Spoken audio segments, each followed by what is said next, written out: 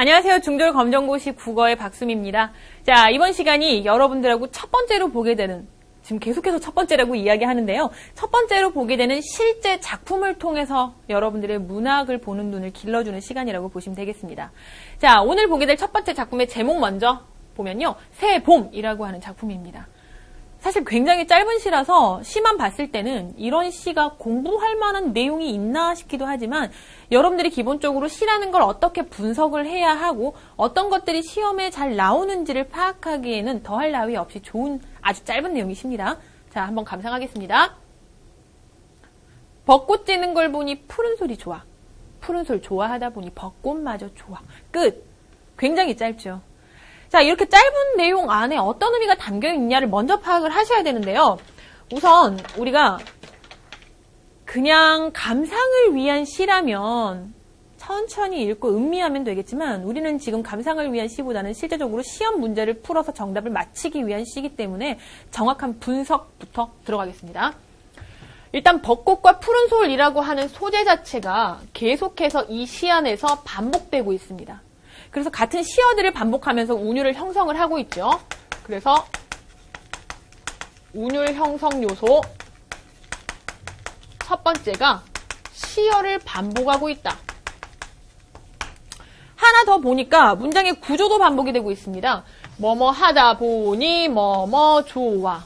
뭐뭐 하다 보니 뭐뭐 좋아 라고 하는 1년과 2연의 구조도 역시 반복되고 있습니다.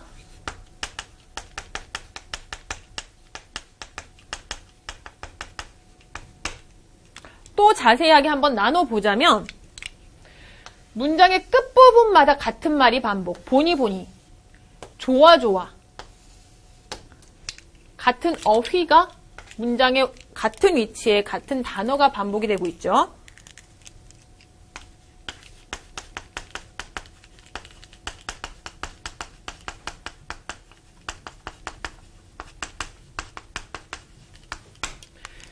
지금 시를 보자마자 이걸 분석을 하는 이유가 뭐냐면요. 각 시를 볼 때 가장 중요하게 보셔야 될 요소가 운율입니다. 소설에도 없고 수필에도 없고 다른 산문문학엔 절대 느낄 수 없는 그 운율이라는 것이 시만의 특징이기 때문에 시를 보자마자 찾아내셔야 할 건 이 시의 운율은 무엇을 통해 형성되고 있는가를 찾으셔야 됩니다. 그나마 이렇게 쉽게 찾을 수 있는 것들도 있긴 하지만 쉽게 찾을 수 없는 시들도 있기 때문에 여러분들이 시를 좀 최대한 많은 작품들을 보시길 바랍니다. 자, 그럼 이 시에 나타나는 상징적인 의미들을 살펴보도록 할게요. 벚꽃 푸른 솔이라고 하는 건 벚꽃은 피어 있기도 하다가 지기도 합니다. 그러니까 한마디로 변화하는 거죠. 가변성. 그리고 무척이나 화려하죠. 화려함. 이게 벚꽃에 숨겨져 있는 의미라고 한다면 푸른 솔이라고 하는 건 우리가 대부분의 작품에서 보다시피 봄, 여름, 가을, 겨울 눈서리를 맞아도 그대로 푸르름을 유지하는 절대 변하지 않는 그래서 불변성 그리고 화려하지 않은 수수함이라고 표현을 해도 되겠고요. 혹은 변하지 않는 지조나 절개라고 표현을 해도 되겠죠. 일단 1년만 봤을 때는 너무 화려하게 피는 저런 벚꽃을 보다 보니까 오히려 단조로운 소리 좋다, 푸른 소리 좋다라고 했는데 2연을 보니까 저렇게 단조로운 푸른 소리를 보다 보니 벚꽃마저 다시 좋아지네 의 의미입니다. 그러니 이 시는 벚꽃이 좋다, 푸른 소리 좋다가 아니라 벚꽃도 푸른 솔도 함께 조화를 어울려 살아가는 모습을 보니 그 조화로움이 좋다라는 거죠. 자, 그럼 이 시 정리를 간략하게 해보면 이 시는 형태상으로 봤을 때는 자유시고요. 작가의 개인적인 정서를 담은 서정시겠고요. 주제를 정리해보자면 푸른 솔과 벚꽃이라는 소재를 통해서 알 수 있는 조화로운 삶. 그러한 삶이 실제로 아름다운 삶이다라고 하는 조화로운 삶의 아름다움. 이게 바로 이 시의 전체 주제라고 볼 수 있겠습니다. 자, 간략한 핵심 정리하도록 하겠습니다. 자, 운율을 형성하는 요소에 무엇이 있는가 보니까 동일한 문장의 구조를 반복한다라고 나와 있습니다. 문장 구조를 반복하는 걸 보고 우리가 대구법이다라고 얘기했었죠. 뭐뭐 하다 보니 뭐뭐 좋아라고 하는 문장이 1년과 2연에서 똑같이 반복이 되고 있고요. 동일한 단어가 또 반복되고 있습니다. 자, 단어 중에는 푸른 솔과 벚꽃이라고 하는 단어가 반복이 되고 있죠. 이렇게 반복을 하면서 운율을 만들어주고 있고요. 이 시의 가장 큰 특징이 바로 내가 말하고자 하는 것을 말하기 위해서 대조적인 의미의 시어를 나란히 배치했다라는 건데요. 벚꽃이라는 시어와 푸른 솔이라는 시어가 바로 대조적인 의미를 가지고 있는 시어죠. 벚꽃의 의미는 연약함, 혹은 순간적으로 피었다 사라지는 순간성, 화려함, 가변성이라고 한다면 푸른 솔은 굳세고 강인하고 변하지 않는 불변성, 그리고 절개와 지조라고 정리를 할 수 있겠습니다. 자, 두 번째 시는 우리가 눈발이라면 하는 시입니다. 여기에서 드디어 개인적인 관습이라고 하는, 개인적인 상징이라고 하는 단어가 아마 나타나게 될 건데요. 우리가 눈발이라면 이라고 했을 때 문장의 표현 자체가 난 눈발은 아니지만 내가 만약 눈발이라면 점점점점점 나는 어떻게 할 것이다 라는 것을 내포하고 있고요. 그럼 우리가 눈발이라면 어떤 눈발이 될 것인가에 대한 내용을 한번 찾아보도록 하겠습니다. 우리가 눈발이라면 허공에서 쭈삣쭈삣 흩날리는 진눈깨비는 되지 말자. 세상이 바람 불고 춥고 어둡다 해도 사람이 사는 마을 가장 낮은 곳으로 따뜻한 한방눈이 되어 내리자. 우리가 눈발이라면 잠 못 드는 옛 창문가에서는 편지가 되고 그 위에 깊고 붉은 상처 위에 돋는 새살이 되자라고 합니다. 자, 지금 보아하니 계속해서 우리가 눈발이라면 이라는 부분이 반복이 되고 있고요. 내용 분석 한번 해보도록 하겠습니다. 우리가 눈발이라면 가정했어요. 내가 만약 눈발이라면 중간 생략하고 진눈깨비 되지 말자예요. 그럼 되지 말자라고 표현하는 걸로 봤을 때 이 진눈깨비는 부정적인 의미일 겁니다. 그러니 쭈삣쭈삣 흩날린다라고 얘기했죠. 뭔가 어색하게 뭔가 적극적으로 하지 않고 쭈삣쭈삣 흩날리는 진눈깨비. 세상이 바람 불고 춥고 어둡다라고 시적 화자는 세상에 대해서 평가합니다. 세상은 따뜻한 곳이 아니에요. 기본적으로. 화자가 생각하기에 세상은 바람 불고 춥고 어둡다. 화자가 바라보는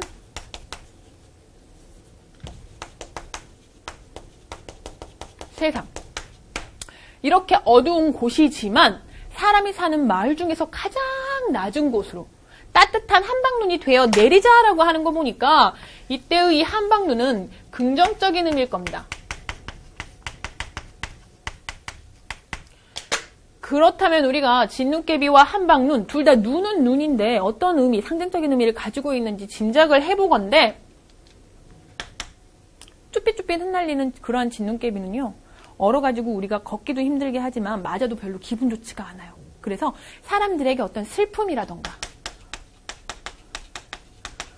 우울함 이런 것들을 전달해 주는 의미다라고 본다면 한방눈은 물론 한방눈이 따뜻할 수는 없거든요. 근데 따뜻하다라고 표현을 한 건 그만큼 한방눈은 사람들의 마음을 포근하게 해준다라는 의미고 실제 이 한방눈이 가지고 있는 상징적인 긍정적인 의미라고 하면 위로, 희망, 기쁨 등이라고 볼 수 있겠죠. 그럼 여기에서 하나만 더.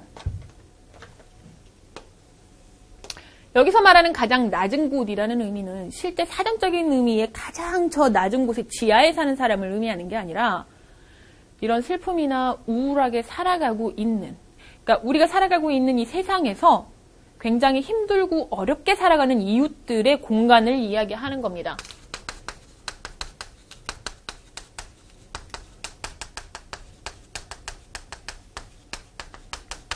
그 어려운 이웃이 살아가는 그 곳으로 따뜻한 한방눈, 그러니까 위로와 희망과 기쁨의 존재가 되자라는 의미가 되겠죠. 시 전체적인 내용이 지금 작가가 우리에게 어떤 청유형, 우리 함께 이런 사람이 되자, 이러한 행동을 하자라고 청유하는 내용의 시다라고 정리할 수 있겠고요. 또 우리가 눈발이라면 잠 못 든 이의 창문가에서는 편지가 되고 그 위에 깊고 붉은 상처 위에 돋는 새살이 되자라고 했어요. 앞서서 분명히 한방눈이 되자라고 했는데 이번엔 편지가 되자, 새살이 되자라고 하는 거 보니까 이 편지와 새살 모두 다 긍정적인 시어로 한방눈과 비슷한 의미겠죠. 뭐 위로, 희망, 기쁨 이런 것들이겠죠. 잠 못 드는 이의 창문가? 그 누군가가 잠을 못 든다라는 건 뭔가 고민이 많고 힘든 일이 많다라는 거죠. 그러니까 그러한 힘든 일을 겪고 있는 사람의 창문가에 가서 편지, 기쁨을 전달해 줄 수 있는 존재가 되고 그 이의 깊고 붉은 상처, 잠을 못 들게 만드는 그 이유, 무언가 상처가 있을 겁니다. 진짜 몸에 난 그런 상처를 이야기하는 건 아니고요. 여러 가지의 세상에 찌든 여러 가지 아픔들을 이야기하겠죠. 고통이나 시련 같은 것들. 그런 시련 위에 돋는 새살, 희망이나 위로가 되자. 이런 의미가 되겠죠. 자, 이 시의 갈래를 간략하게 정리를 해보자면 역시 형식상으로는 자유시에 해당합니다. 그리고 감정이나 정서를 노래한 서정시에 해당을 하겠죠. 주제를 정리해보자면요. 한방눈이 되자입니다. 근데 한방눈이라고 하는 건 이 시에서 작가가 표현한 상징적인 시어고요. 그걸 우리는 풀어서 써줘야 되겠죠. 한방눈이라고 하는 건 위로나 희망이었어요. 그럼 위로나 희망이 되자라고만 쓰는 것보다는 누구에게? 이 시대의 어려운 사람들에게 위로나 희망이 되는 존재가 되자. 이게 바로 이 시의 주제인 거죠. 어려운 이웃에게 희망과 위로가 되자. 이게 바로 이 시의 전체적인 주제입니다. 하나만 더 보자면요.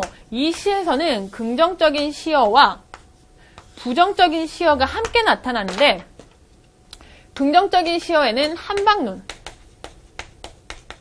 편지, 새살 이러한 시어들이 희망이나 위로를 주는 시어로 등장을 하고요.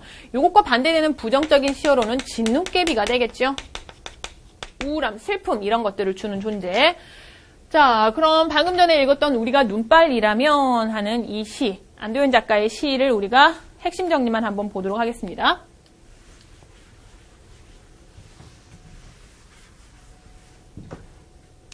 대조적인 의미의 시어를 먼저 보도록 할게요. 긍정적인 의미의 한방눈, 편지, 새살 이렇게 정리되어 있죠. 부정적인 의미의 시어로는 진눈깨비, 바람 이렇게 되어 있죠. 자, 의미를 보자면 행복이나 기쁨이나 위안이나 희망. 부정적인 의미의 의미를 보자면 불행이나 고통이나 좌절, 슬픔 이런 것들을 상징한다라고 볼 수 있고요. 우리가 그냥 희망이 되자라고 하는 것보다 희망과 반대되는 어떤 대상을 드러냄으로써 희망을 조금 더 강하게 보여줄 수 있는 그러한 의미가 있기 때문에 이 긍정적인 의미를 제시하기 위해 부정적인 의미를 함께 보여주는 겁니다. 자, 운율 형성 요소를 보게 되면요. 같은 구절을 반복합니다.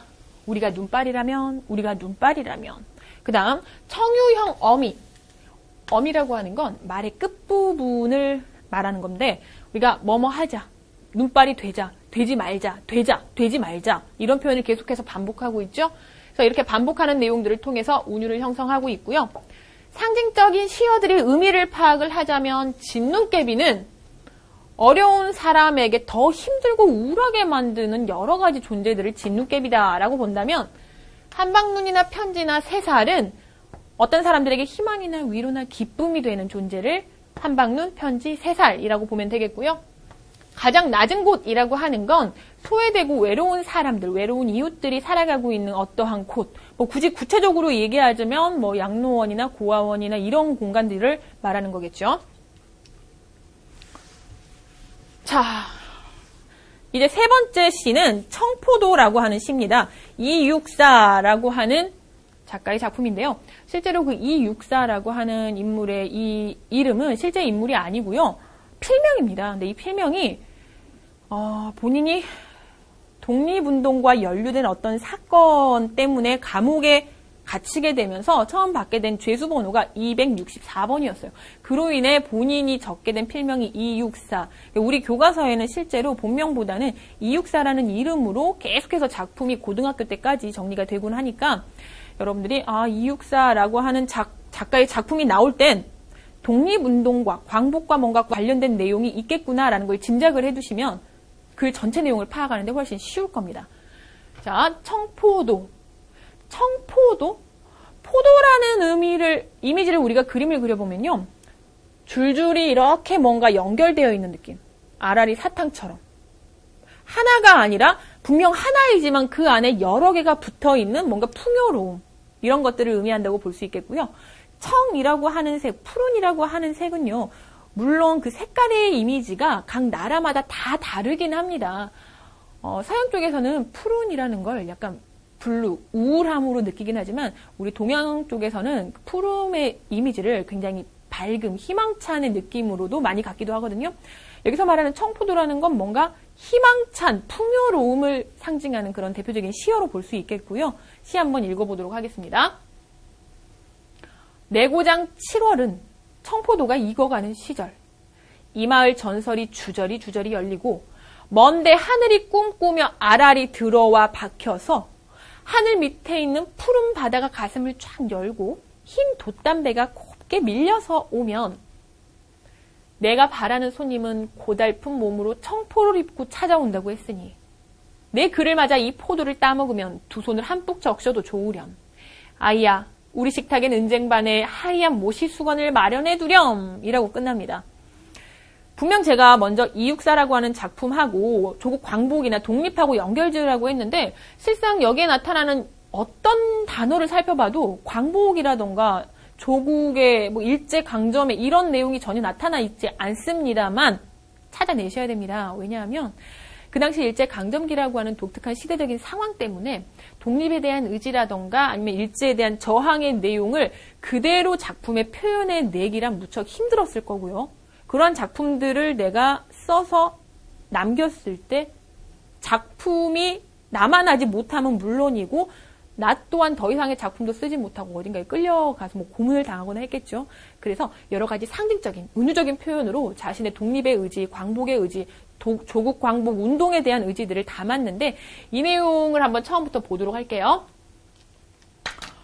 내 고장 7월은 청포도가 익어가는 시절. 일단 개정적인 배경 자체가 7월이라고 나와 있는데 뭔가 7월이라고 하면 뜨거운 햇볕도 쫙 내리쬐면서 과실이 열리기 시작하는, 열리기에 좋은 조건이라고 보면 되겠죠. 청포도라고 했을 때 이 청포도라고 하는 건 풍요로움을 상징하는 소재라고 보시면 되겠습니다. 그때 이러한 내 고장의 모습을 천천히 그려보면요. 이 고장에 전설이 막 주저리 포도송이가 열리듯이 전설이 열려나고 하늘까지 꿈꾸며 포도송이처럼 알알이 들어와 박히는 그런 모습을 상상을 해보면 고장의 모습이 뭔가 막 왁자지껄하고 시끄럽고 싸우는 그런 분위기가 아니라 고요하면서도 평화로움을 느낄 수 있는 전반적인 분위기 자체는 평화로운 분위기라는 것을 연상할 수 있습니다. 우리가 시를 읽을 때 가장 먼저 보셔야 될 것이 항상 제가 옆에다가 주제를 정리를 하죠. 그리고 갈래, 정형신지, 자유신지, 서정신지 정리를 하죠. 근데 이 밖에 조심해야 될 것들, 꼭 봐야 할 것들이 운율을 형성하는 요소가 있는지 없는지 보셔야 되고요. 시의 분위기를 파악하셔야 되고 작가의 정서를 파악을 하셔야 됩니다. 이유가 뭐냐면 사실은 운율이라고 하는 거는 시에서만 느낄 수 있는 요소이기 때문에 시험 문제와 직결되니 찾으셔야 되고요. 요 녀석들은 주제를 찾아 나가는데 도움을 주는 녀석들입니다. 시의 분위기를 찾다 보면 그 분위기로 인해서 이 글을 쓴 작가 혹은 이 시 안에서 말하고 있는 화자가 어떤 감정 상태인지 느낄 수 있게 되고요. 이 감정 상태를 찾게 되면 그 감정이 그대로 주제로 이어지기 때문에 이걸 그대로 연결 지어서 글의 주제를 찾게 되는 거죠. 그러니까 보통 시를 굉장히 여러 편을 많이 보는 반복 학습을 했던 경우에는 시를 보자마자 중요한 단어를 찾아내고 시의 주제를 찾아낼 수 있겠지만 아직 시에 대한 감이 오지 않다거나 아니면 시를 보고 판단하는 능력이 조금 미흡하다 하는 경우에는 조금 더 부족하다 하는 경우에는 이 과정을 먼저 거치면 그대로 주제 파악이 가능합니다. 처음 보는 시라고 할지라도요.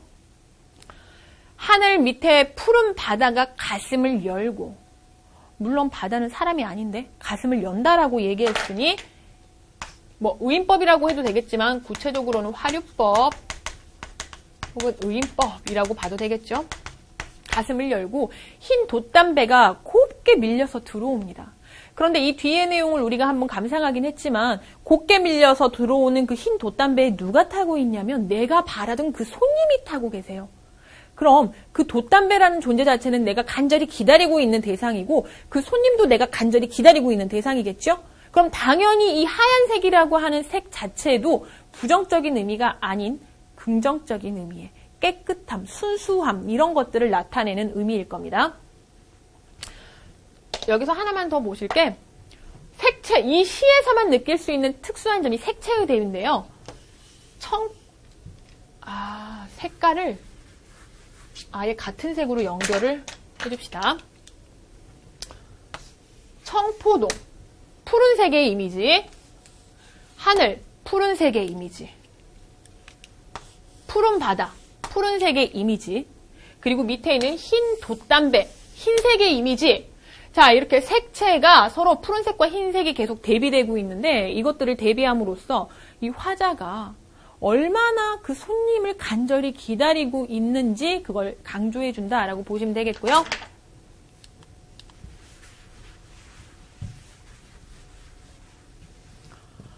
이제 내가 바라는 손님은 고달픈 몸으로 청포를 입고 찾아온다라고 했을 때 이 청포라는 것도 청색, 두루마기를 의미하는 건데 청포, 희망의 색깔인 청포를 입고 내가 바라는 손님이 다가온다. 그렇다는 건 그 손님이 오는 것 자체가 나에게 희망이다라는 걸 얘기하거든요. 자, 그럼 내가 바라는 손님이라는 건 이육사가 살고 있던 일제강점기 시대라는 걸 우리가 짐작을 해봤을 때 뭘 의미하냐면 조국의 광복을 의미하겠죠.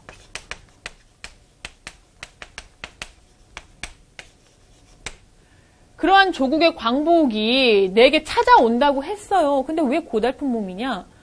내게 그 광복이 오기 전까지 그 광복은 우리에게 오느라고 숱한 시련과 고난을 겪느라 고달픈 몸이 되어서 겨우겨우 찾아오는 겁니다. 그걸 이런 19절로 표현을 하는 거고요. 내가 그를 맞아 이 포도를 따먹는다면 두 손을 한뿍 적셔도 난 상관없으니 손님이 오시기만 했으면 하고 간절히 바라는 거죠. 그러니까 내 손이 더러워져도 상관없으니 오셨으면 좋겠다라고 하는 나의 희망적인 태도고요. 아이야, 우리 식탁엔 은쟁반에 하얀 모시 수건을 마련해 두렴. 지금 계속해서 푸른색의 이미지, 흰색의 이미지들이 이렇게 반복되고 있죠. 은쟁반과 하얀 모시 수건은 누굴 위해 준비한 거냐? 저 손님을 기다리면서 손님을 위해 준비한 겁니다. 따라서 이 두 가지의 소재는 손님을 향한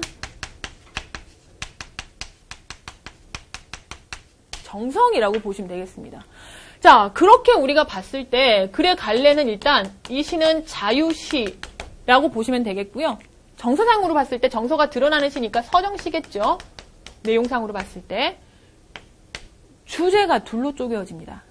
왜냐하면 이 시를 시대적인 배경하고 상관없이 분석했을 때와 시대적인 배경을 넣어서 분석했을 때의 의미가 달라질 수 있겠죠.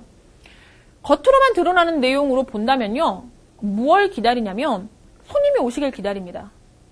평화로운 세계를 기다리는 거죠. 푸른색 그 청포도가 주렁주렁 열리는 그 시기를 기다리는 겁니다. 그래서 평화로운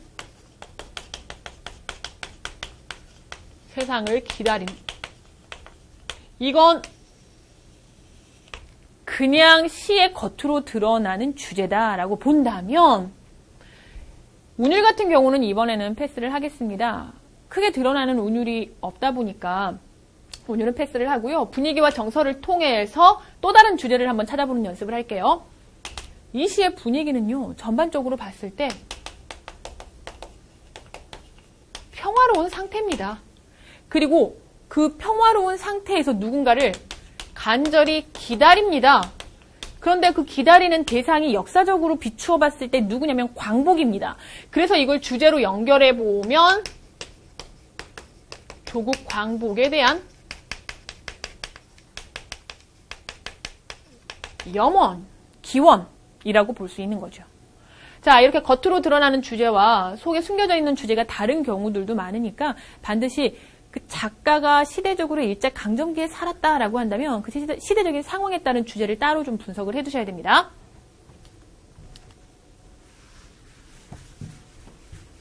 자, 핵심 정리를 한번 보면요. 가장 첫 번째로 색채 대비가 나타납니다. 푸른색과 흰색의 대비. 그래서 청포도, 하늘, 푸른 바다, 희망 이런 단어들은 전부 다 푸른색을 의미하는 풍요로움을 뜻하는 표현이고요. 흰색이라고 하는 그 시어들은 흰 돛담배, 은쟁반, 희망이라고 하는 시어는 안 나타나 있죠. 여기로 들어가야 되겠다. 자, 흰 돛담배와 은쟁반, 하얀 모시수건 같은 이러한 단어들은요, 정성이나 순수를 뜻하는 표현이라고 보면 되겠습니다. 자, 다양한 해석이라고 했을 때 우리가 이 시를 주제를 둘로 나눈다라고 했죠. 그 부분을 얘기하는 건데요.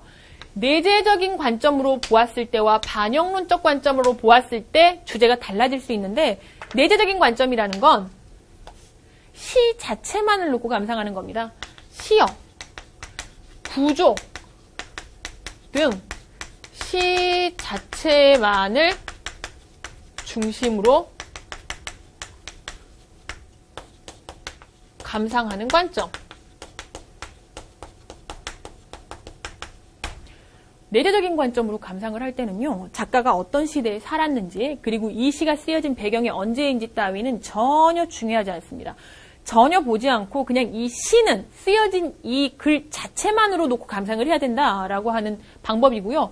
그렇다 보니까 풍요롭고 평화로운 세계, 그 7월 청포도가 열리는 세계에 대한 기다림, 염원이라고 보겠지만, 반영론적 관점이라는 건 시 안에 포함된 그 당시에 사회적인 배경이나 당시 현실을 중심으로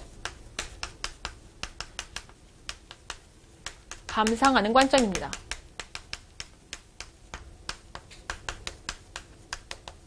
그렇다 보니 이 작품은 일제강점기에 쓰인, 그리고 조국 광복을 위해 열심히 운동을 하는 작가의 작품, 그렇게 봤을 때 조국 광복을 간절히 기다리고 있구나, 손님이라고 하는 게 단순한 한 명의 사람이 아니라 조국 광복을 의미하는 거구나라는 걸 알 수 있겠죠.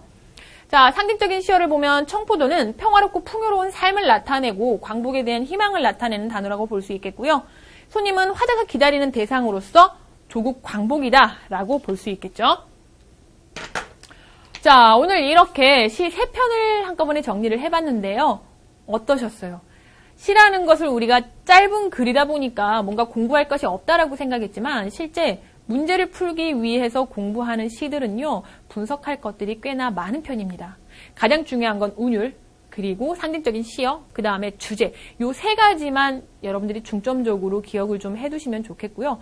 계속해서 이런 식으로 수많은 종류의 가장 많은 교과서에 실려 있는 작품들 위주로 해서 시를 감상하는 방법을 연습해 보도록 하겠습니다. 자, 다음에 공부하게 될 시 한번 미리 읽어오시고요. 다음 시간에 뵙겠습니다. 안녕히 계세요.